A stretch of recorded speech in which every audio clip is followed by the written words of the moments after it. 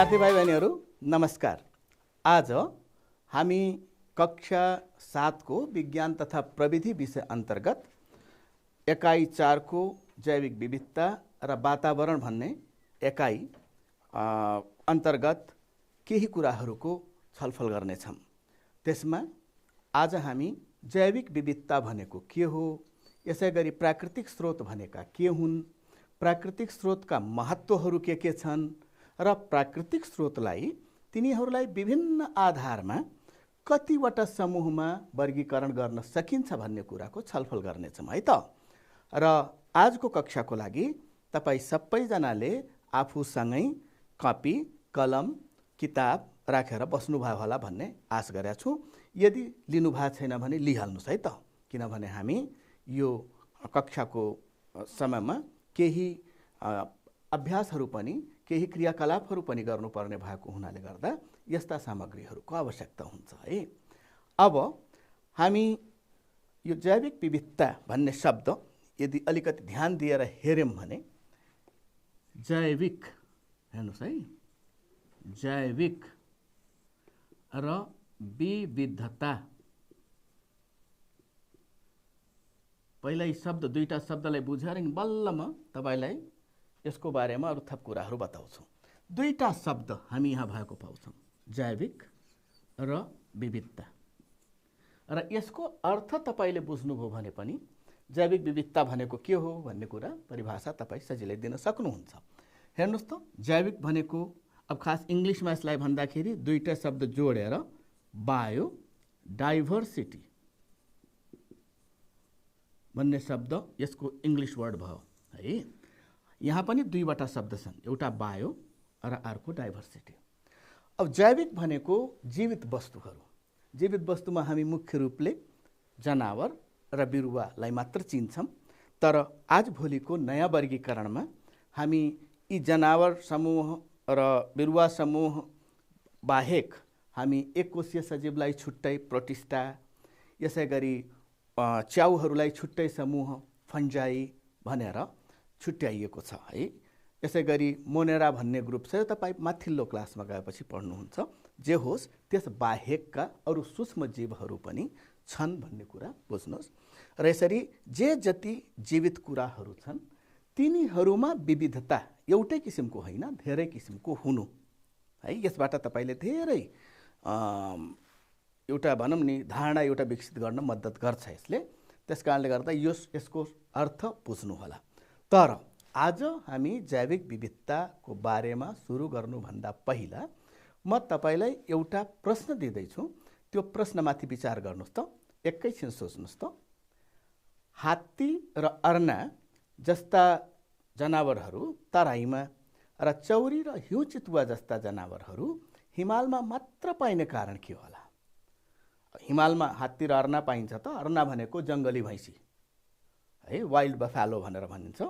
र तिनीहरू यी दुईटा जनावरहरू तराईमा पाइन्छन्।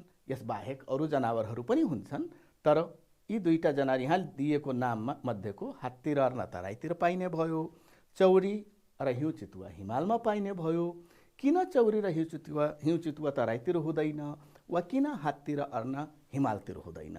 एकचोटि सोच्नुहोस् त, एकैछिन है त, सोच्नुभयो है? किन होला त? एकचोटि प्रयास गर्नुहोस्। हो, यहाँ एकजना साथीले भन्नुभयो हात्ती र अर्ना तराईमा पाइने, किनभने यिनीहरूको तपाईँ शारीरिक बनावट हेर्नुहोस् त, हात्ती र अर्नाको शारीरिक बनावट, यसै गरी हिउँ चितुवा र चौरीको शारीरिक बनावट बाहिरी सतह मात्र हेर्नुहोस् त, रौँको मात्रा हेर्नुहोस्, रौँको लम्बाइ हेर्नुहोस् होइन। हात्ती र अर्नामा त रौँ निकै पातलो, कतै कतै रौँ नजिक गएर हेर्नुपर्ने हुन्छ, तर यिनीहरूको शरीरमा के हुन्छ त, निकै बाक्लो रौँ हुन्छ होइन। अब त्यो वातावरणको र यिनीहरूको शारीरिक बनावटको सम्बन्ध त छ नै। तर एउटा कुरा के छ भने हात्ती र अर्ना धेरै गरम ठाउँमा सजिलै बस्न सक्छ, त्यो धेरै चिसो ठाउँमा बस्न सक्दैन। तर चौरी र हिउँ चितुवाहरू धेरै चिसो ठाउँमा पनि बस्न सक्छन् है। हो, त्यसै कारणले गर्दा यी जनावरहरू वा यी जनावरका समूहहरू तराईतिर पाइने जनावरहरू एक किसिमका हुन्छन् भने हिमालतिर पाइने जनावरहरू अर्कै किसिमका हुन्छन्। पहाडतिर पाइने केही जनावरहरू तराईमा पाइने जनावर पनि हुन्छन्, केही हिमालतिर पाइने केही जनावरहरू है त्यहाँ पनि हुन्छन्। र यसरी हामी हिमालमा पाइने एकदम जुन भनौँ नि एकदम चिसोमा बस्न सक्ने जनावरहरू पहाडमा पनि हुँदैनन्, यो पनि विचार गर्नुहोस्। अब यो कारण भयो हाम्रो यो प्रश्नको है, प्रश्नको उत्तरको हिसाबमा हामी यसरी कुरा गर्न सक्छौँ। एकचोटि म तपाईलाई यो हाम्रो देश नेपालको भू बनावट कस्तो रहेको छ त, यसको तपाईले देख्नुभयो कति लाम्चो यो सर्लक। म फेरि तपाईले नेपालको नक्सा बनाउन लागेको होइन नि त, यहाँ तपाईले विचार गर्नुपर्ने यो यसलाई हामी भन्छौँ पश्चिम, यो पश्चिम भयो, यो पूर्व भयो है, यता माथितिर उत्तर र तल दक्षिण भयो। तपाईँ पूर्व पश्चिमतिर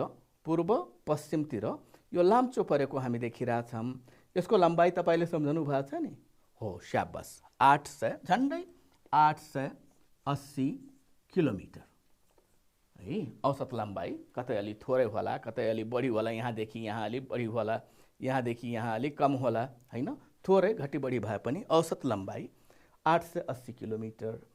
र यो औसत चौडाइ छ नि भाइ बहिनीहरू कति छ सम्झनु भएको छ? यहाँ त यति फराकिलो देखिया छ, यहाँ अलि कम फराकिलो छ, यहाँ फेरि धेरै फराकिलो छ। यसरी ठाउँ अनुसार कुनै कुनै ठाउँमा कम फराकिलो, कुनै ठाउँमा बढी फराकिलो भए पनि औसत चौडाइ हाम्रो देशको झन्डै 193 किलोमिटर मानिन्छ है।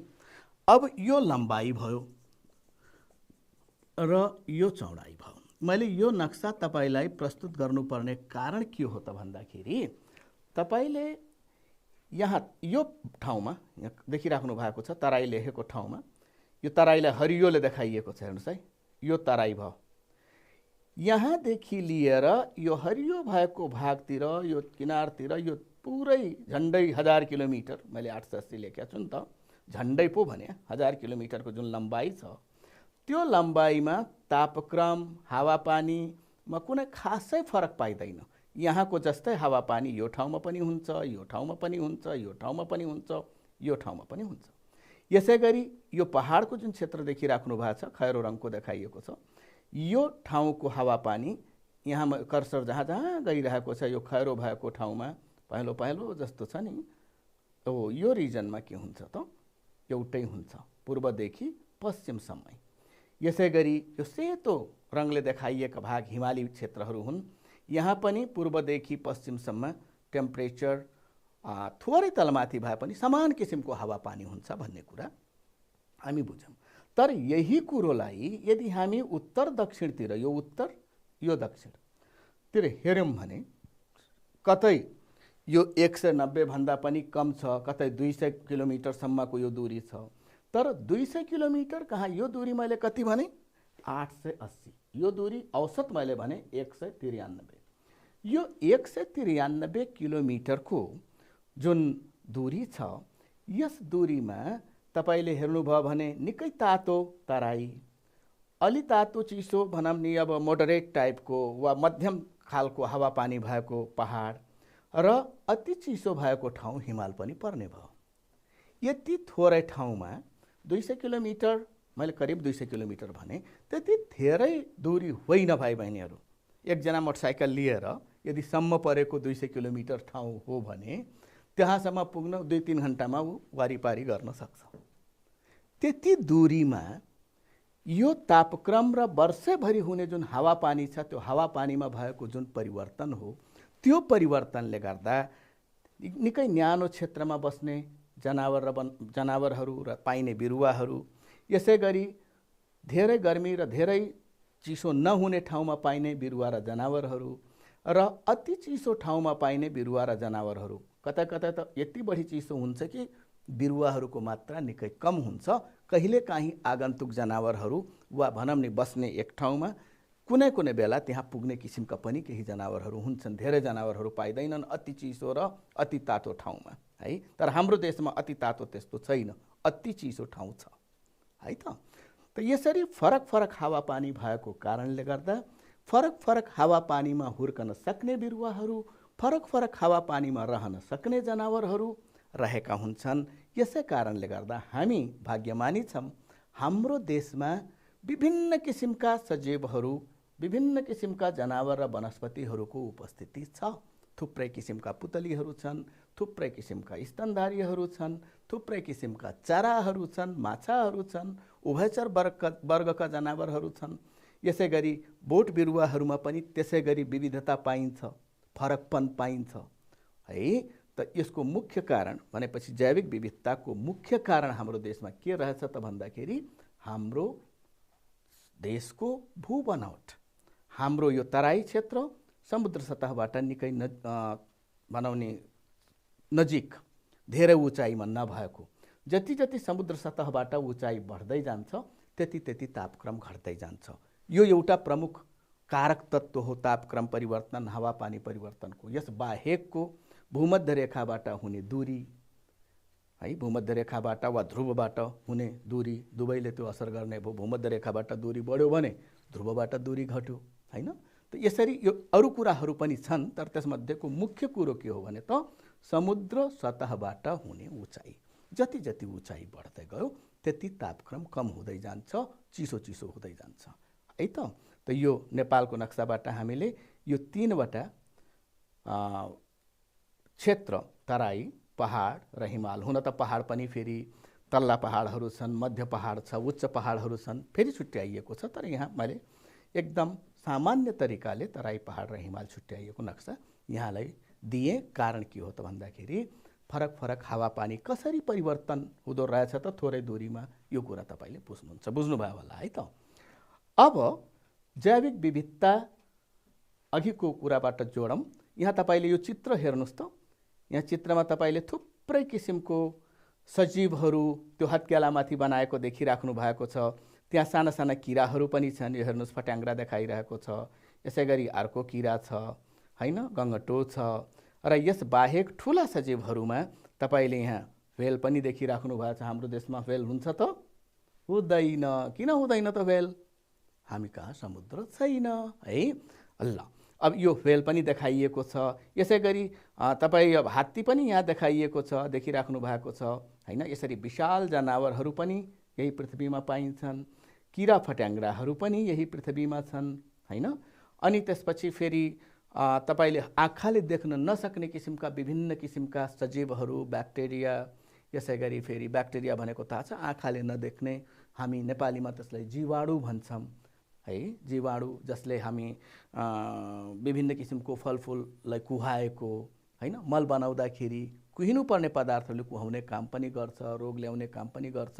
तपाईले माइक्रो अर्गानिजममा पछि वा सूक्ष्म जीवहरूमा पछि यही क्लासमा पछि पढ्नुपर्ने हुन्छ है, सूक्ष्म जीव। अनि क्लास 8 मा अलि डिटेलमा पढ्नुहुन्छ है त। र यस्ता सूक्ष्म जीवहरू पनि हुन्छन्। सूक्ष्म जीव भनेको जसलाई हामी आँखाले देख्न सक्दैनौँ, हेर्नलाई माइक्रोस्कोप वा सूक्ष्मदर्शक यन्त्रको आवश्यकता हुन्छ। यसै गरी वनस्पतिको कुरा हेर्दाखेरि यहाँ यस्ता वनस्पतिहरू पनि छन्, रुखहरू पनि छन्, सानसाना झारपातहरू पनि छन् हैन। त यसरी विभिन्न किसिमका सजीवहरू एउटा निश्चित क्षेत्रमा रहेको देखाइएको छ। र यसमा तपाईले एउटा कुरा के बुझ्नु पर्यो भने कुनै निश्चित क्षेत्रमा पाइने जनावर र वनस्पतिहरूको विभिन्नता वा फरकपनले त्यस क्षेत्रको जैविक विविधताको निर्धारण गर्दछ। एउटै क्षेत्रमा धेरैवटा जनावरहरू, धेरैवटा वनस्पतिहरू एउटै जातिका छन् भने त्यो जैविक विविधता होइन, जीवको मात्रा बढी भएको हो। तर जैविक विविधता हुनको लागि फरक फरक किसिमका जनावर र वनस्पतिहरू एउटा निश्चित क्षेत्रमा बसोबास गर्ने वा पाइने हुनुपर्छ है त। यो चित्रबाट तपाईले बुझ्नुपर्ने कुरा बुझ्नुभयो। कुनै क्षेत्रमा यदि विभिन्न किसिमका जनावर र वनस्पतिहरू पाइन्छ भने त्यसलाई हामी जैविक विविधता भन्छौँ। र वास्तवमा जैविक विविधता माथि असर पार्ने अघि नै हामी हेरिसक्यौँ, वातावरणले रहेछ नि त हैन। त्यो सजीवहरू बसोबास गर्ने, सजीवहरू पाइने जुन परिवेश छ, त्यस बाहिरको जुन हावा छ, पानी छ हैन, तापक्रम छ, हो त्यसले असर पार्दो रहेछ भन्ने कुरो तपाईले अघि हेरिसक्नुभयो। अब जैविक विविधताको परिभाषा लेख्नुहोस् त। कुनै क्षेत्रमा फरक फरक किसिमका बिरुवा र जनावरहरू पाइनुलाई नै जैविक विविधता भनिन्छ है। अब यो क्षेत्र भनेपछि थोरै पनि हुन सक्छ, धेरै पनि हुन सक्छ। हामी हाम्रो देशको अवस्थामा, हामी हाम्रो देशको कन्टेक्स्टमा भन्दाखेरि, परिप्रेक्ष्यमा भन्दाखेरि हामीले तराईदेखि हिमालसम्मको क्षेत्रलाई लिन सक्छौँ हैन।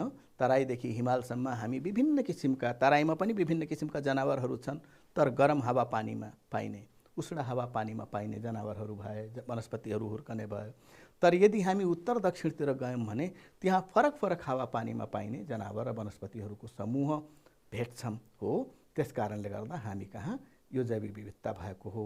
जैविक विविधता र वातावरण बीचमा घनिष्ठ सम्बन्ध रहेको हुन्छ, वा हामी भनौँ वातावरणले गर्दा नै जैविक विविधता हुनको लागि मद्दत पुर्याउँछ। मुख्य कारक के हो त? वातावरण हो है। त्यही भएर हाम्रो एकाइको नाम पनि के छ? जैविक विविधता र वातावरण है। ल अब यो हेर्नुहोस् त, के जनावर यहाँ तपाईँले चित्रमा देखिराख्नु भएको छ, के वनस्पतिहरू छन्, एकचोटि ध्यान दिएर हेर्नुहोस्। यो पानीको नजिकै यहाँ गाडाहरू बसिरहेको देखिराख्नु भएको छ। यसै गरी तपाईँले यहाँ बाघहरू बसेको देखिराख्नु भएको छ हैन। यो कस्तो ठाउँमा पाइने जनावरहरू भए त? धेरै तातो ठाउँमा पाइन्छन् कि यिनीहरू, धेरै चिसो ठाउँमा पाइन्छन् कि? त्यसै गरी तपाईँ हेर्नुहोस् त, यो रुखहरू, झारबुट भनौँ नि, यो लामो लामो घाँसहरू, रुखै त देखिया छैन, लामा घाँसहरू देखिएका छन् हैन। यसो हेर्दाखेरि तपाईँले कस्तो लाग्छ? यो तराईका फाट होलान् कि पहाड होला कि भिरालो ठाउँ त्यहाँ देखिराख्नु भएको छ? छैन है। हिमाल त झन् होइन नै।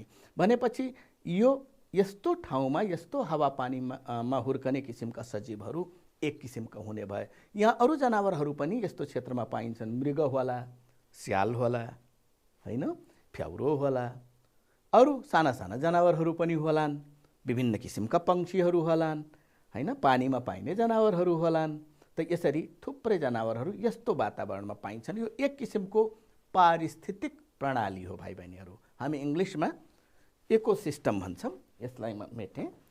पारिस्थितिक प्रणाली वा इकोसिस्टम, त्यसको बारेमा पनि तपाईँले केही जानकारी त पहिल्यैदेखि अवश्य नै छ, तर पनि अझ डिटेलमा माथिल्ला क्लासहरूमा पढ्नुहुन्छ।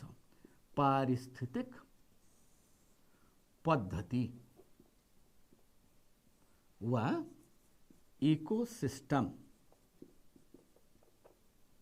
तपाईले केही सम्झनु भएको छ भने ठिकै छ, सम्झनु भएको छैन भने कुनै एउटा निश्चित क्षेत्रमा रहेका सजीवहरूले आपसमा एक अर्कासँग वा आफ्नो वातावरणसँग केही कुराहरूको आदान प्रदान गरेर तिनीहरूले आफ्नो सङ्ख्यामा र वरिपरिको वातावरणमा रहेका विभिन्न पदार्थहरूमा एउटा सन्तुलन कायम गरेका हुन्छन्, जसलाई हामी के भन्छौँ त? इकोसिस्टम भन्छौँ है। पछि तपाईले डिटेलमा पढ्नुहुन्छ, अहिले यति मात्र बुझ्नुहोस् त। एउटा यो खास भन्ने हो भने जलीय पारिस्थितिक पद्धति पनि भयो। तर उता जनावरहरू जुन तपाईँ देखिराख्नु भएको छ, यिनीहरू पानीमा केही समयलाई मात्र बस्छन्, सधैँ बसिराख्ने त होइन नि। यी सब स्थलीय पनि यहाँ छ। जे होस्, तराईतिरको जलीय र स्थलीय पारिस्थितिक पद्धतिको यहाँ उदाहरण दिइएको छ। अब यो हेर्नुहोस् त, के जनावर होला भाइ बहिनीहरू? के जस्तो लाग्यो? स्याल रुखमा चढ्छ? चढ्दैन। यसलाई हामी के भन्छौँ? पाण्डा है। पाण्डा, हाब्रे पनि भनिन्छ। र यो चिसो ठाउँमा र धेरै भनौँ नि, अब हिउँ पर्ने ठाउँ त होइन, तर हिमालको फेदतिर बाँसहरूको मुन्टा खाएर बाँच्ने जनावर हो। यो जनावर लोप हुन लागेको जनावर हो भाइ बहिनीहरू है, रातो पाण्डा। अनि यो चिसो ठाउँ पाइने जनावर हो। यो पनि तपाईँले देखिराख्नु भएको छ, झुक्किनु होला। तराईतिर पाइने बाघ यस्तै बाघ हो जस्तो लाग्छ होला, तर रुखहरू हेर्नुहोस् त, रुखहरू त पुरा सल्लाका बोटहरू देखिराख्नु भएको छ पछाडि, र यहाँ एक अलि टिम देखिराख्नु भएको छ, सेतो जमिन देखिराख्नु भएको छ। यो हिउँ परेको ठाउँ हो र यसलाई भनिन्छ हिउँ चितुवा है। हेर्दा बाघ जस्तो छ है, यो हिउँ चितुवा हो भाइ बहिनीहरू।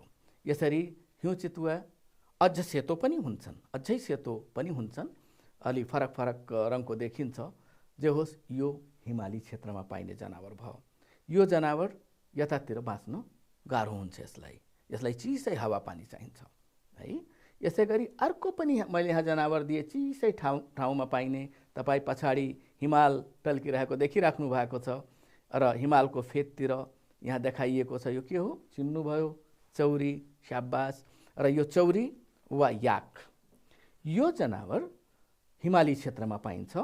यो पनि विभिन्न रङको हुन्छ है। चौरी गाई पनि हामी भन्छौँ होइन। अनि यसरी यसको रौँ निकै लामो हुन्छ र चिसो ठाउँमा बाँच्नको लागि यसको शरीरमा परिवर्तनहरू रहेको देखिन्छन्। यो चिसो वातावरणमा पाइने जनावर भयो। यसै गरी तपाईँ यो जनावर त अनौठो लाग्यो होला भाइ बहिनीहरू। यो जनावर के हो? ओ सालक हो त, चिन्नुभयो है। सालक। सालक वा प्याङ्गोलिन पनि भनिन्छ है भाइ बहिनीहरू। सालक, प्याङ्गोलिन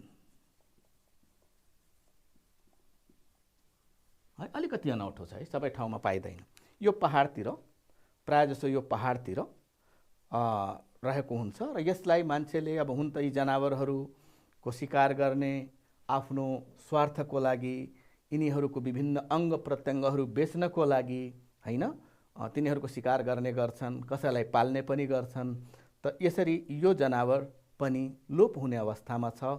यसको पनि चोरी सिकारी गर्नेहरूले विभिन्न भनौँ नि आफ्नो एउटा अवैधानिक आम्दानीको लागि यस जनावरलाई मार्ने गरेका छन् है। सालक। ओके। त यी फरक फरक क्षेत्रमा केही जनावरहरू पहाडमा पाइने छन्, केही पहाड र तराई दुवै ठाउँमा पाइने छन्, केही तराईमा पाइने छन् र यहाँ धेरै जनावरहरू मैले हिमालमा पाइने देखाएको छु है। त यसरी यी जनावरहरू फरक फरक क्षेत्रमा, फरक फरक हावापानीमा पाइने भएकै हुनाले गर्दा र हाम्रो देशमा मैले अघि तपाईँलाई नेपालको नक्सा देखाएर बताए पनि फरक फरक हावापानीको स्थानको उपलब्धताले गर्दा हामी कहाँ जैविक विविधता प्रशस्त मात्रामा छ है त। र यो डाइरेक्ट वातावरणसँग सम्बन्धित रहेछ है। अब तपाईँ एउटा क्रियाकलापतिर लाग्नुहोस्। ल, कापी कलम ठिक पारिहाल्नुहोस् र यहाँ तालिका दिएको छ। तालिकामा दिए अनुसारको कामका लागि तपाईँका वरपर रहेका के वस्तुहरूको प्रयोग गरिन्छ लेख्नुहोस्। यहाँ प्रयोग हुने वस्तुको महलमा तपाईँले जस्तै तपाईँको वरिपरि पाइने कुन वस्तुलाई खाना पकाउनको लागि बालिन्छ, सिँचाइ गर्नको लागि के को प्रयोग गरिन्छ, भित्ता वा पर्खाल बनाउन के को प्रयोग गरिन्छ, कुचो बनाउनलाई के को प्रयोग गरिन्छ, धानबाट भुस छुट्याउनको लागि के को प्रयोग गरिन्छ, विभिन्न अन्न र तरकारी उमार्न र फलाउनको लागि के को प्रयोग गरिन्छ र सिमेन्ट बनाउनको लागि के को प्रयोग गरिन्छ। यहाँ लेख्नुपर्ने छ। एकैछिन टाइम दिन्छु। तपाईँले यो लेख्दाखेरि आफ्नो वरपर पाइने प्राकृतिक कुरालाई बढी महत्त्व दिनुहोला है त। मान्छेले बनाएको विभिन्न साधनहरू, विभिन्न सरसामानहरूलाई भन्दा तपाईँले अलि प्राकृतिक कुरालाई लेख्ने प्रयास गर्नुहोला। म एकैछिन टाइम दिएँ, तपाईँ लेखिहाल्नुहोस् त। धेरै धेरै मेहनत गर्नु पर्दैन, थोरै गर्नुहोस् है त।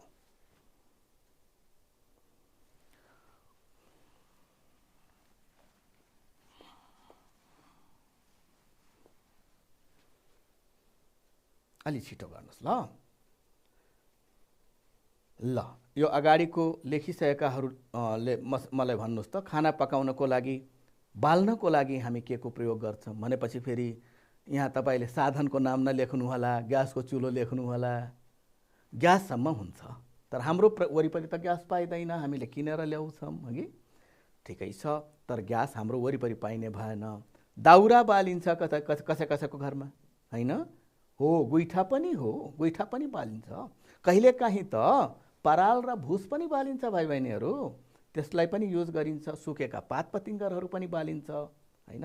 र अब धेरै त्यो प्रयोग हुँदैन पात पतिङ्गर र पराल, तर प्रयोगै नहुने होइन। कुनै कुनै ठाउँमा गोइठासँग भुस, धानको भुस पनि प्रयोग गरिन्छ हो। ल, यहाँ तपाईँले ग्यास पनि लेख्नु भएको छ, मट्टी तेल लेख्नु भएको छ, तर हाम्रै वरिपरि नहुन पनि सक्छ, हामीले किनेर ल्याउनु पर्ने छ। ठिकै छ, ओके। सिँचाइ गर्नको लागि मुख्य कुरो यहाँ के होला त प्रकृतिमा पाइने हो, पानी। तपाईँ कुलोबाट सिँचाइ गरे पनि, पोखरीबाट सिँचाइ गरे पनि, नदीबाट सिँचाइ गरे पनि आखिर के रहेछ त त्यसमा बग्ने वा त्यसमा हुने? पानी नै रहेछ। पानी भयो। भित्ता वा पर्खाल बनाउनको लागि इँटा त हो, इँटा भनेको ठिकै छ, मान्छेले बनाउने भयो है इँटा, तर त्यो माटोबाट बन्ने भयो। ल ठिक छ, माटोबाट बनेको इँटा। यसै गरी माटोको पनि पर्खाल बन्छ अघि, माटोको पनि बन्छ नि, माटो जोडेर माटोको घरहरू पनि भित्ताहरू पनि बनाइएको हुन्छ। यसै गरी फेरि ढुङ्गा हो, ढुङ्गाको पनि प्रयोग गरिन्छ हो नि, सिमेन्ट ब्लकहरू पनि प्रयोग गरिन्छन् होइन। तर प्रकृतिमा पाइने माटो अनि त्यसपछि ढुङ्गा यिनीहरूको प्रयोग गर्ने भयौँ। कुचो बनाउनु, कुचो बनाउनको लागि के लेख्नु भएको छ? हो अमरेसो। ठिक छ, अमरेसो फेरि धेरै ठाउँमा पाइँदैन, तराईतिर कतै कतै अमरेसो भेटिन्छ, पूर्वतिर अझ बढी छ। अनि यसै गरी अमरेसोको जस्तै केही अरू घाँसहरू, लामो घाँसहरूकोबाट पनि कुचो बनाएको देख्नु भएको छ है। आफ्नो स्थानीय ठाउँबाट, स्थानीय उसमा स्थानीय रूपले विभिन्न नामबाट चिन्नुहुन्छ। रहरको त्यो डाँठबाट पनि ठुलो बढार्ने बनाइन्छ नि हो तराईतिर है। यसै गरी फेरि घाँसहरू हुन्छन्, ती घाँसहरूलाई मुठा पारेर त्यसबाट पनि कुचो बनाइएको हुन्छ। यसरी विभिन्न तरिकाले बनाइन्छ, कुचो बनाइन्छ। धानबाट भुस छुट्याउनको लागि हावा त चाहियो हो त है। हावा र त्यो हावालाई जोडसँग बगाउनको लागि विभिन्न साधन प्रयोग गरिन्छ, आफ्नै ठाउँमा छ, तर हावाले नै धानबाट भुस छुट्याइदिन्छ। शाबास। विभिन्न अन्न र तरकारी उमार्न र फलाउन मल पनि चाहिन्छ, ठिक छ, मल पनि चाहिन्छ, पानी पनि चाहिन्छ, तर केमा उमारिन्छ? केमा त्यसलाई हामी रोप्छौँ? हो माटो। शाबास, माटो चाहियो। यसै गरी सिमेन्ट बनाउनको लागि थाहा भएन? ल म बताउँछु। सिमेन्ट बनाउनको लागि माटो, रातो माटो, अनि त्यसपछि चुनढुङ्गा। हाम्रै वरिपरि पाइने हो नि, हाम्रो देशमा प्रशस्त मात्रामा पाइन्छ चुनढुङ्गा। र यसरी हाम्रो वरपर केही यस्ता पदार्थहरू पाइन्छन्, अघि जुन पदार्थहरू तपाईँले लेख्नुभयो नि, ती पदार्थहरूको प्रयोग गरेर हामीले हाम्रो दैनिक जीवनलाई सहज बनाउनको लागि विभिन्न प्रयोगमा ल्याउने, विभिन्न प्रयोजनको लागि उपयोग गर्छौँ हो। यस्ता पदार्थहरूलाई के भनिन्छ होला भन्ने कुरा हामी हेर्न चाहँदैछौँ भाइ बहिनीहरू हो। अब प्राकृतिक स्रोत, मैले अघि भने नि, मान्छेले बनाएको कुरालाई नराख्नु होला, प्रकृतिमा पाइने त्यसै पाइने कुराहरूलाई त्यहाँ छानेर राख्नुहोस् भनेर भनेको थिएँ। यही कुरा बुझाउनको लागि हो। प्राकृतिक स्रोत भनेको के हो त? प्राकृतिक स्रोत भन्नाले प्रकृतिमा उपलब्ध ती सबै पदार्थ हुन् जसको उपयोगले हाम्रो दैनिक जीवनयापनलाई सहज बनाउँछ। खाना पकाउनको लागि हाम्रो वरिपरि यदि बाल्ने कुरा उपलब्ध छ भने खाना पकाउन सजिलो भयो हैन। हाम्रो वरिपरि यदि खेतमा पानी पठाउनको लागि कुनै उपलब्ध साधन छ हैन, पोखरी छ, नदी छ भनेपछि सिँचाइ गर्न सहज भयो, राम्रो उब्जनी गर्न सकिने भयो हैन। यसै गरी अरू थुप्रै कामको लागि हामी, अघि तपाईले लिस्टै देख्नुभयो, थुप्रै कामको लागि हामी विभिन्न किसिमका यस्ता पदार्थहरूको प्रयोग गर्छौँ जुन प्रकृतिमा त्यसै पाइन्छन्। तिनै कुराहरूलाई हामी के भन्छौँ त? प्राकृतिक स्रोत भन्छौँ। र अब हामी तिनै प्राकृतिक स्रोतहरूको बारेमा अध्ययन गर्छौँ र प्राकृतिक स्रोतलाई कुन कुन प्रयोजनको लागि, कुन कुन कार्यको लागि उपयोग गरिन्छ त भन्दाखेरि उद्योग धन्दा चलाउनको लागि प्रयोग गरिन्छ, खेतीपाती गर्नको लागि प्रयोग गरिन्छ हैन। इन्धनको रूपमा तपाईले अघि देख्नुभयो, अघि छलफल गर्नुभयो, त्यो इन्धनको लागि भनेपछि खाना पकाउनलाई हामी बाल्ने भयौँ हैन। अरू कुरा अहिले एकछिनपछि प्राकृतिक स्रोतको महत्त्वमा चर्चा गरौँला। यी प्राकृतिक स्रोत, यो परिभाषा लेख्नु होला है, प्राकृतिक स्रोतको परिभाषा यो लेखिहाल्नुहोस्। प्रकृतिमा उपलब्ध ती सबै पदार्थ जसको उपयोगले हाम्रो दैनिक जीवनयापनलाई सहज बनाउँछ त्यसलाई हामी के भन्छौँ त? प्राकृतिक स्रोत भन्छौँ भाइ बहिनीहरू है त। अब तपाईले एउटा सानो काम गर्नु पर्यो। कुन उद्योग धन्दाको लागि कुन प्राकृतिक स्रोतलाई कच्चा पदार्थको रूपमा प्रयोग गरिन्छ? कच्चा पदार्थ भन्ने थाहा छ? कुनै उद्योग धन्दाबाट बन्ने जुन पदार्थ हुन्छ नि, बन्ने जुन त्यसको उत्पादन हुन्छ नि, त्यो उत्पादनको लागि के कस्तो पदार्थ प्रयोग गरिन्छ त? कुन पदार्थलाई त्यहाँ प्रयोग गरेर नयाँ पदार्थ बनाइएको हुन्छ उद्योग धन्दामा। जस्तै बाँसको नाङ्लो बनाउने एउटा उद्योग भयो, कारखानामा नजाउँ, घरेलु कारखानाको कुरा गरौँ। बाँसको चोया त चाहियो, बाँस कच्चा पदार्थ भयो हैन, टपरी बनाउनु पर्यो, टपरीको लागि बाँसको त्यो छेस्को पनि चाहियो, यसै गरी पात चाहियो, सालको पात चाहियो, त्यो कच्चा पदार्थ भयो है। माटाका भाँडाहरू बनाउनु पर्यो, माटाका भाँडाको लागि माटो चाहियो, फेरि पानी चाहियो हैन। त यी सब कच्चा पदार्थ भयो। त के कस्ता कच्चा पदार्थको प्रयोग गरिन्छन् एउटा सूची बनाउनु पर्यो। मैले केही उदाहरण दिएँ, बाँकी कुरा तपाईँ गरी हेर्नुहोस् त। हेर्नुहोस् त कतिवटा कुरा लेख्न सक्नुहुन्छ, धेरै परेन, 4-5 वटा यसो सोच्नुहोस् त, वरिपरिको पदार्थ सम्झनुहोस्, उद्योग धन्दा सम्झनुहोस्। मैले भनेको बाहेक है, मैले भनेको बाहेक उद्योग धन्दा कुरा गर्नुहोस्। ल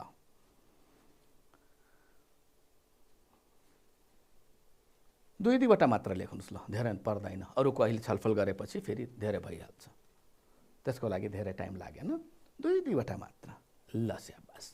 अब यति गरिसकेपछि तपाईलाई प्राकृतिक स्रोतको महत्त्व यो सबैले एउटै त लेख्नु भएको छैन, फरक फरक छ हैन। म यहाँ केही सूचीहरू दिन्छु, त्यो सूची बाहेकको तपाईले यदि केही लेख्नु भएको छ भने मलाई भन्नु होला है त। एउटा कुरा कृषि कार्य गर्न हो, धेरै लेख्नु भयो होला। त्यसैपछि उद्योग धन्दा चलाउन, यो त मैले अघि भनेको पनि थिएँ है। हतियार र औजार बनाउनको लागि के चाहिन्छ त, यो मैले कृषि कार्य गर्न त भने के को प्रयोग गरिन्छ भाइ बहिनीहरू, माटो, पानी हैन। अनि उद्योग धन्दा चलाउनको लागि त विभिन्न वस्तुहरू, विभिन्न किसिमको उद्योग धन्दाको लागि विभिन्न वस्तुहरू छन्, जसमध्येको केही उदाहरण मैले तपाईलाई अघि दिएँ। र अघि भने थिएँ नि सिमेन्ट, सिमेन्टको त ठुलो कारखाना हुन्छ नि हो, त्यसमा पनि प्रयोग गरिने कच्चा पदार्थ के रहेछ त, रातो माटो अनि चुनढुङ्गा है, त्यो प्राकृतिक स्रोत नै हो। यसै गरी हतियार र औजार बनाउनको लागि धातु चाहियो हो नि, त्यो धातु पनि प्राकृतिक स्रोत भयो। तार, भाँडाकुँडा, सिक्का, गरगहनाहरू बनाउनको लागि पनि के चाहिन्छ भाइ बहिनीहरू, धातु। स्याबास। अनि त्यसपछि निर्माण कार्य गर्नको लागि घर बनाउनु पर्यो, पुल बनाउनु पर्यो, सडक बनाउनु पर्यो, यी सबैको लागि प्रयोग गरिने रोडा, बालुवा हैन, रोडा भनेको गिट्टी पनि हामी भन्छौँ नि, ढुङ्गा, त यस्ता यी पदार्थहरू सबै के हुन् त, प्राकृतिक स्रोतहरू भए। ऊर्जाका स्रोतका रूपमा प्रयोग गर्न, अघि खाना पकाउनको लागि बाल्ने कुरो हामीलाई ताप दिन्छ। यसै गरी विभिन्न किसिमका यन्त्रहरू हामी प्रयोग गर्छौँ कल कारखानाहरूमा, विभिन्न किसिमका यन्त्रहरू हामी प्रयोग गर्छौँ यातायातको साधनको रूपमा। यी विभिन्न किसिमका यातायातका साधनहरूलाई चाहे त्यो सडकमा गुडाउनको लागि होस्, पानीमा पौडाउनको लागि होस्, पानीमा चलाउनको लागि होस्, वा हावामा उडाउनको लागि होस्, त्यो सबैको लागि प्रयोग गरिने भनौँ इन्धन, त्यो प्राकृतिक स्रोत नै हो भाइ बहिनीहरू है। अनि त्यसपछि औषधि उपचारमा के होला हो, जडीबुटीहरू, हामी विभिन्न किसिमका जडीबुटीहरूको पनि प्रयोग गर्छौँ औषधिको रूपमा। हाम्रो किचनमा भएका विभिन्न किसिमका मरमसला पनि जडीबुटीकै एउटा रूप हुन् भाइ बहिनीहरू है। केही मसलाहरू त पुरा जडीबुटीकै काम गर्छ। हामी मसलाको प्रयोग गरेर आफूलाई एउटा खानालाई स्वादिष्ट त बनाउँछौँ नै, यसको साथसाथै आफ्नो सुरक्षा गर्ने काम पनि ती मसलाहरूबाट गर्छौँ, त्यसले हाम्रो शरीरको सुरक्षा पनि गर्दछ। यसै गरी फेरि पर्यटन र मनोरञ्जनको लागि कसरी होला हो त, पर्यटनको लागि ढुङ्गा खियाउनलाई हैन। अनि यसै गरी फेरि पिकनिक हामी जान्छौँ, कहाँ जान्छौँ, वनजङ्गलमा जान्छौँ, राष्ट्रिय निकुञ्ज, वन्यजन्तु आरक्षहरू हैन, चितवन राष्ट्रिय निकुञ्ज वा अरू बर्दिया राष्ट्रिय निकुञ्ज, हाम्रो देशमा थुप्रै राष्ट्रिय निकुञ्जहरू छन्, त्यसमा पनि पर्यटकहरू जान्छन्, मनोरञ्जनको लागि जान्छन्, अझ अनुसन्धानको लागि पनि जान्छन् भाइ बहिनीहरू, त्यहाँबाट नयाँ कुराको खोजी गर्नको लागि पनि जान्छन्। यसरी पर्यटन र मनोरञ्जनको लागि पनि प्राकृतिक स्रोतको प्रयोग हुन्छ। हाम्रो देशमा भएका विभिन्न तालहरूमा पर्यटकहरू जान्छन् हैन। अनि यसै गरी फेरि डाँडाकाँडाहरूमा पुग्छन्। यो सबै के हो त, प्राकृतिक स्रोत होइन र? हामी त साह्रै भाग्यमानी, हाम्रो देशमा यति प्राकृतिक सम्पदाहरू छन् त्यसको हामी उपयोग गर्न जान्यौँ भने, यति राम्रो हावापानी छ, यस्तो ठाउँमा हामी मिलाएर यदि हामी प्रकृतिलाई राख्न सक्यौँ भने है हामीलाई एसीको आवश्यकता पर्दैन धेरै जसो ठाउँमा। तराईको गर्मीमा त पर्छ है, तर धेरै जसो ठाउँमा त्यति धेरै कृत्रिम रूपको भनौँ नि वातावरणको आवश्यकता पर्दैन। हामी कहाँ त्यस्ता प्राकृतिक वरदान छ है, त्यो मानेमा हामी धेरै भाग्यमानी छौँ। यसै गरी यातायातको लागि मैले अघि बताइसकेँ, यातायात बताएको छैन है, अघि कुरा गरे हो उड्नलाई पौड्नलाई भनेको थिएँ नि। यातायातको लागि डुङ्गाहरूको पनि प्रयोग गर्न सकिन्छ है। ठुल्ठुला नदीहरूमा अलि ठुलै किसिमको डुङ्गाहरू, इन्जिन भएका डुङ्गाहरू भन्दाखेरि मान्छेले हातैले खियाउनु पर्ने नभइकन तपाईँले देख्नु भएको छ हाम्रै देशको केही ठाउँहरूमा साना साना डुङ्गाहरू मनोरञ्जनको लागि पनि प्रयोग गरिन्छन्। त्यस्तै ठुला डुङ्गाहरूलाई सडकको सट्टा त्यहाँबाट पनि नदीको बाटोबाट एक ठाउँबाट अर्को ठाउँमा पुर्याउने व्यवस्था गर्न सकिन्छ। लगानी गर्नुपर्ने हुन्छ, असम्भव होइन, त्यसलाई पनि प्रयोगमा ल्याउन सकिन्छ है। नभए डुङ्गाबाट पनि मान्छे एक ठाउँबाट अर्को ठाउँमा जान्छन् नै, ठुलो मात्रामा पनि मान्छे ओसार पसार, सामानको ओसार पसार गर्न सकिन्छ हाम्रो देशको ठुला नदीहरूमा।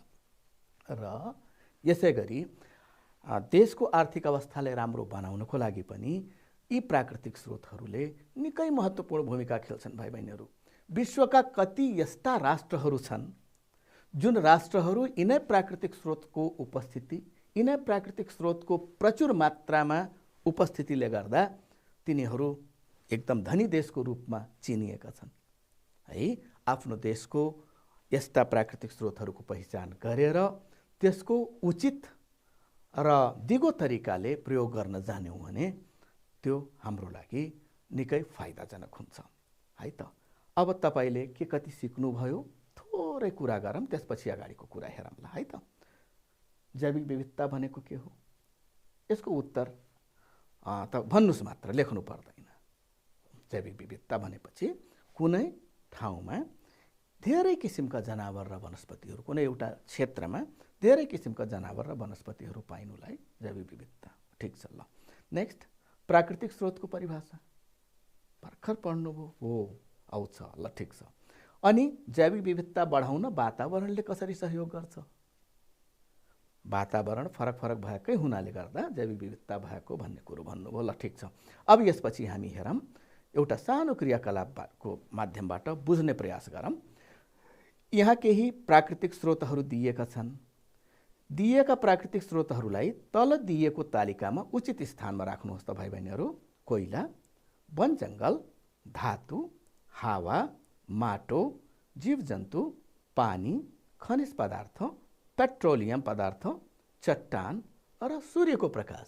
सूर्यको प्रकाश पनि त प्राकृतिक स्रोत हो नि, त सबभन्दा ठुलो स्रोत भयो। यो भएन भने त केही हुँदैन है। ल अब यिनीहरूमध्येको कुन कुन जीवित हुन् यसको मुनि राखिदिनुहोस्, कुन कुन अजीवित हुन् यहाँ राखिदिनुहोस्। यहाँ राखिएका कुराहरू यहाँ पनि पर्न सक्छन्, नातिनु होला। अब कसको हामी प्रयोग गर्दै गयौँ भने छिटै रित्तिने सम्भावना हुन्छ? रित्तिने सम्भावना कम भएको, बढी भएको। यदि रित्तिने सम्भावना छैन, थोरै छ भने यहाँ राख्नुहोस्, रित्तिने सम्भावना बढी छ भने यहाँ राख्नुहोस्। ल कोइलालाई हामी कहाँ राख्यौँ हेर्नुहोस् त? जीवित हो त? होइन, अजीवित। अनि यतातिर ल्याउँदाखेरि रित्तिने सम्भावना कम कि रित्तिने सम्भावना बढी? कोइला भनेको बकारीमा भएको अन्न जस्तै हो, जति खर्च गर्यो त्यति छिटै सिद्धिने हो। ल अब वन जङ्गल जीवित, धातु अजीवित होइन। यसरी तपाईँले यहाँ जनावर र वनस्पतिहरूलाई जीवित र बाँकीलाई अजीवितमा राख्नु भएको छ। ठिक छ। र रित्तिने सम्भावना कम भएको कुन कुन हो पहिला त्यति मात्र म अहिले हेरौँ। तपाईँले के गर्नु भएको छ? कोइला त अघि नै कुरा गरिसक्यौँ। वन जङ्गल रित्तिने सम्भावना कम कुन अर्थमा हो भन्दाखेरि हामी यसलाई उमार्न पनि सक्छौँ, प्रयोग मात्र गऱ्यौँ भने त सिद्धिन्छ। कोइला हामी चाह्यौँ भने बनाउन पनि सक्दैनौँ। त्यही भन्नु होला फेरि कोइला पनि नरित्तिने होइन नि। कोइला त बन्नलाई लाखौँ वर्ष लाग्छ भाइ बहिनीहरू, तर वन जङ्गलहरूलाई हामी हुर्काउँदै त्यसको उत्पादनहरू प्रयोग गर्दै जान सक्छौँ। यसरी यिनै आधारमा हामी यिनीहरूको वर्गीकरण गरेका छौँ। एकचोटि यहाँ वर्गीकरणमा हेर्नुहोस् त, यो जैविक र अजैविक प्राकृतिक स्रोत, biotic and abiotic natural resources. भनेपछि जीवित प्राकृतिक स्रोत मैले यहाँ लेखेँ, जैविकलाई तपाईँले बुझ्न सहज होस् भनेर। जीवित भनेको जैविक हो। यहाँ हेर्नुहोस् त के देखाएको छ, प्रोटिस्ट। तपाईँको लागि गाह्रो वर्ड भयो। यो एक कोषीय जनावरहरूलाई, वनस्पतिहरूलाई, एक कोषीय सजीवलाई, जसको शरीर एउटा मात्र कोषले बनेको हुन्छ, त्यसलाई प्रोटिस्ट भनिन्छ। बिरुवाहरू, जनावरहरू, ब्याक्टेरिया वा जीवाणु, धुसी, च्याउहरू, यी सब सजीवहरू भए भाइ बहिनीहरू। र यी सबै के हुन् त? जीवित प्राकृतिक स्रोत हुन्। र अजीवित प्राकृतिक स्रोत वा अजैविक प्राकृतिक स्रोतमा तपाईँले पानी, माटो, हावा, खनिजमा तपाईँले ढुङ्गा, खनिज तत्त्व पनि, अनि त्यसपछि चट्टान दुईटा राख्न सक्नुहुन्छ, र सूर्यको प्रकाश। यिनीहरू अजीवित भए। यसरी हामी प्राकृतिक स्रोतलाई जैविक र अजैविक गरी दुई समूहमा बाँड्न सक्छौँ। यो तिनीहरू जीवित हुन् वा अजीवित हुन् त्यो आधारमा भयो। अब अर्को आधारमा हामी अर्को आधारमा हामी यी प्राकृतिक स्रोतलाई अनवीकरणीय र नवीकरणीय स्रोतमा वर्गीकरण गर्न सक्छौँ। अब अनवीकरणीय प्राकृतिक स्रोत भनेको के हो भाइ बहिनीहरू, पहिला बुझ्नुहोस् त। अनवीकरणीय प्राकृतिक स्रोतहरूलाई प्रयोग गर्दै जाँदा तिनीहरूको रित्तिने सम्भावना बढी हुन्छ, छिटै सिद्धिन्छन्, र तिनीहरूलाई फेरि हामी आपूर्ति गर्न गाह्रो हुन्छ। जस्तै कोइला, पेट्रोलियम पदार्थ, चट्टान, धातु आदि। मैले अघि भने नि भकारीमा राखे जस्तै हो यिनीहरू। जति प्रयोग हामी, किनभने यी सबैलाई बन्न लाखौँ वर्ष लाग्छ। कुनै हजारौँ वर्षमा बन्ने छन्, कुनै लाखौँ वर्षमा बन्ने छन्। कुनैको एउटा निश्चित भण्डार मात्र छ भाइ बहिनीहरू, है। रूप मात्र परिवर्तन गर्छौँ हामी, निश्चित भण्डार रहेको छ त्यहाँ। धातुहरू भयो भनौँ नि, धातुहरूको एउटा निश्चित भण्डार छ, सिद्धियो भने सिद्धियो। नवीकरणीय प्राकृतिक स्रोतहरूलाई पटक पटक प्रयोग गर्दा पनि तिनीहरूको रित्तिने सम्भावना हुँदैन। जस्तै हावा, वा हामीले प्रयोग नगरे पनि हावा बगिरहन्छ। माटोमा हामी पटक पटक खेतीपाती गर्न सक्छौँ, पानीको प्रयोग गर्न सक्छौँ, जलचक्रबाट त्यो आपूर्ति भइरहन्छ। वन सम्पदा हामी उमार्दै प्रयोग गर्दै जान सक्छौँ। सूर्यको प्रकाश असीमित मात्रामा आइरहेको छ। हो, यस्तालाई हामी के भन्छौँ त? नवीकरणीय प्राकृतिक स्रोत भन्छौँ। त्यसरी प्राकृतिक स्रोत दुई किसिमको हामी हेऱ्यौँ, नवीकरणीय र अनवीकरणीय, र अर्को आधारमा जैविक र अजैविक, है। र त्यसभन्दा अगाडि हामी के पढ्यौँ? प्राकृतिक स्रोत भनेको के हो? प्रकृतिमा पाइने यस्ता पदार्थहरू जुन पदार्थहरू हाम्रो दैनिक जीवनमा विभिन्न कामको लागि प्रयोग हुने गर्छन्, जसले हाम्रो दैनिक जीवनलाई सहज बनाउँछ। र त्यसभन्दा अगाडि हामी हेऱ्यौँ जैविक विविधता, है।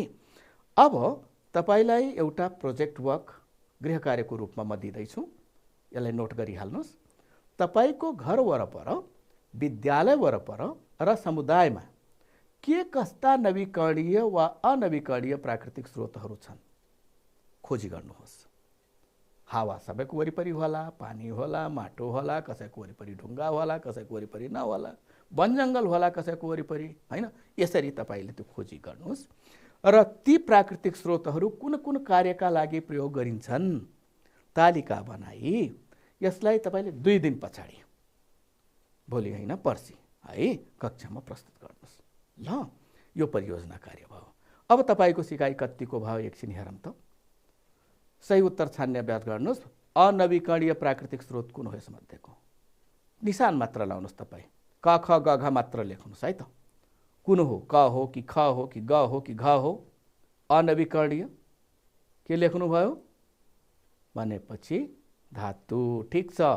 नेक्स्ट हेर्नुहोस् त, जडीबुटीलाई नवीकरणीय स्रोत मान्नुको कारण के हो? जीवित स्रोत भएको हुनु, यसको उत्पादन गर्न सक्नु, यो धेरै जसो ठाउँमा पाइनु, र यो धेरै मात्रामा पाइनु। कुन सही होला? तपाईको अनुमान मिल्यो मिलेन हेर्नुहोस् त। मिल्यो, है। त्यसपछि तेस्रो हेर्नुहोस् त, कुन बुँदाले जैविक विविधताको परिभाषा दिन्छ?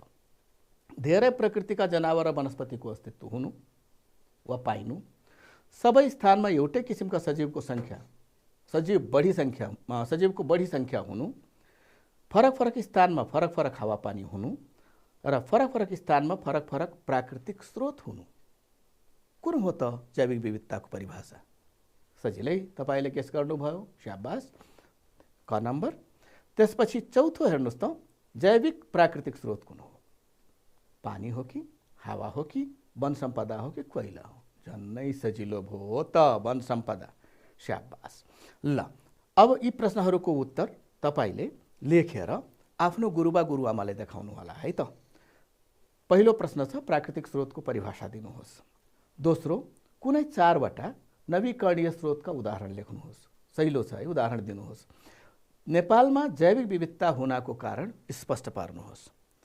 र तल दिएका प्राकृतिक स्रोतबाट अनवीकरणीय स्रोतहरूको पहिचान गर्नुहोस्। यहाँ थुप्रै दिएको छ, त्यसमध्येको तपाईँले अनवीकरणीय कुन कुन हो खोज्नुहोस् है त। ल अब आज तपाईँले पढेका कुराहरू राम्ररी बुझ्नुभयो होला भन्ने आशासहित आजको कक्षा यति नै। बाँकी अर्को क्लासमा। ल नमस्कार।